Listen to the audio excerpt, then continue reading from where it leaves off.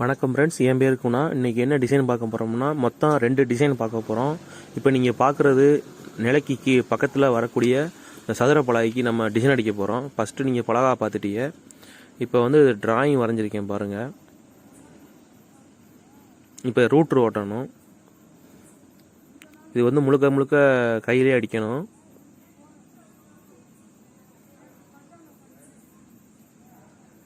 இப்போ அடித்து முடிச்சதை காட்டுறேன் பாருங்கள். இது நடுவில் வந்து தொட்டி போட்டு 2 பக்கம் கொடிக்கருக்கு, அதுக்கு மேலே வந்து தாமரை, அதுக்கு மேலே வந்து பூ. அதாவது இந்த டிசைன் வந்து நம்ம சிஎன்சி மிஷினில் அடித்த மாடல் டிசைன். அது வந்து நம்ம கையில் போட்டிருக்கோம். எப்படி இருக்குன்னு சொல்லுங்கள். மறக்காமல் நம்ம சேனலை சப்ஸ்கிரைப் பண்ணிக்கோங்க.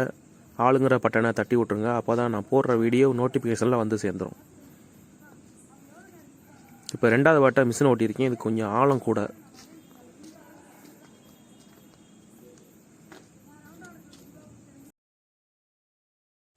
இப்போ மிஷினை ஓட்டி முடிச்சுட்டு நம்ம வந்து பிசுறு எடுக்கணும். பிசுறு எடுத்தோன்னே கொஞ்சம் கிளியர் ஆகும் டிசைனு பார்க்குறதுக்கு. இப்போ பாருங்கள்.